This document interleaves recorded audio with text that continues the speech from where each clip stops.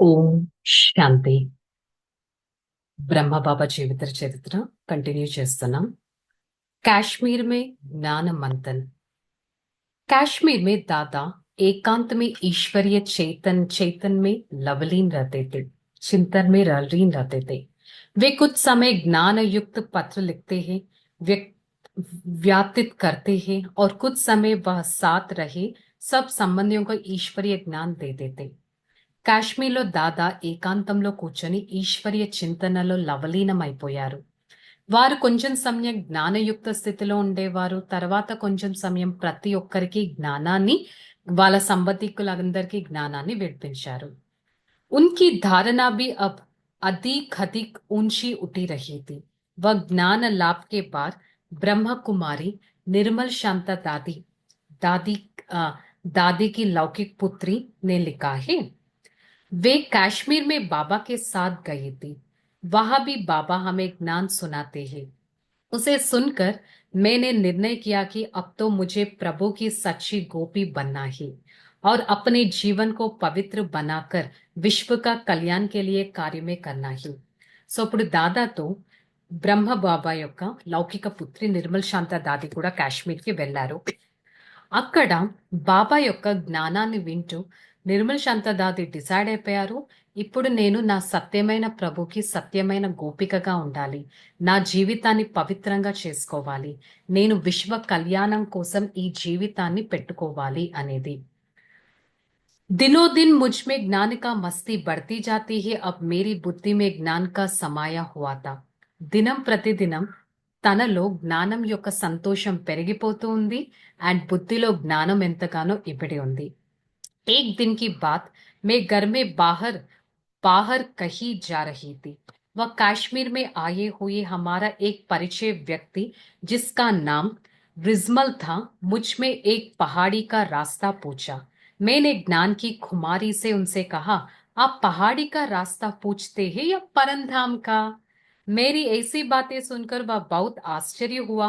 उस दिन से लेकर वे अभी हमारी यह ज्ञान सुनने के लिए आने लगे।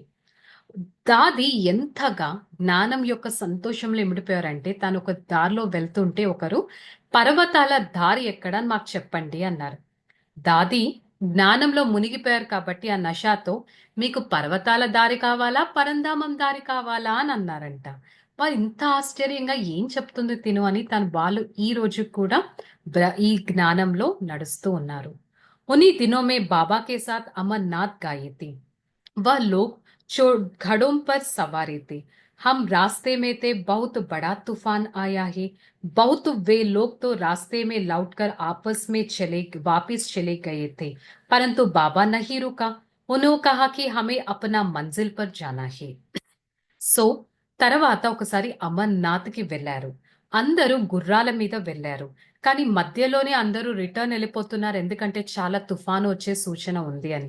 అందరూ రిటర్న్ ఎళ్ళిపోతుంటే బాబా మాత్రం ముందుకే ఎళ్ళిపోయారు. నేను నా ఎయిమ్ అండ్ ఆబ్జెక్ట్ రీచ్ అవ్వాలి అని. मैंने देखा बाबा की प्रतिज्ञा हमेशा दृढ़ा हुआ है। वे बहुत साहसी थे, मार्ग में कठिनाई के कभी भी घबराए थे। సో అప్పుడు దాది ఏం చూసారంటే, బాబా తన డెసిషన్ పైన ఎంత దృఢంగా ఉన్నారు, ఎంత సాహసంతో ఉన్నారు, ఎంత కఠినమైన పరిస్థితులను కూడా బాబా ఎప్పుడు భయపడలేదు. आखिर हम वहां पहुंचे। हालांकि उस दिन बाबा बहुत साधारण वेशभाष में थे, तो पुजारी लोगों ने बाबा को देखकर समझा कि वे लोग राजा हैं। बाबा ने उनसे पूछा है, हम बर्फ का लिंग कैसे बनते हैं? पहले तो वह वेद बताने में आनाकानी करने लगे, परंतु उन्होंने दादा को कोई राजा समझकर आखिर सब वेद बात ही दिए थे। సో ఫైనల్లీ అమర్నాథ్ యాత్ర లాస్ట్ వాళ్ళు ఆ డెస్టినేషన్ కి రీచ్ అయ్యారు. ఆ శివలింగం దగ్గరికి వెళ్ళారు. వారు దాదా చాలా సాధారణంగా ఉన్నా కూడా అక్కడ పూజారులు కనిపించింది, తినెవరో పండితుడేమో, తినొక రాజాలాగా కనిపిస్తున్నాడు, రాజు అని అనుకున్నారు.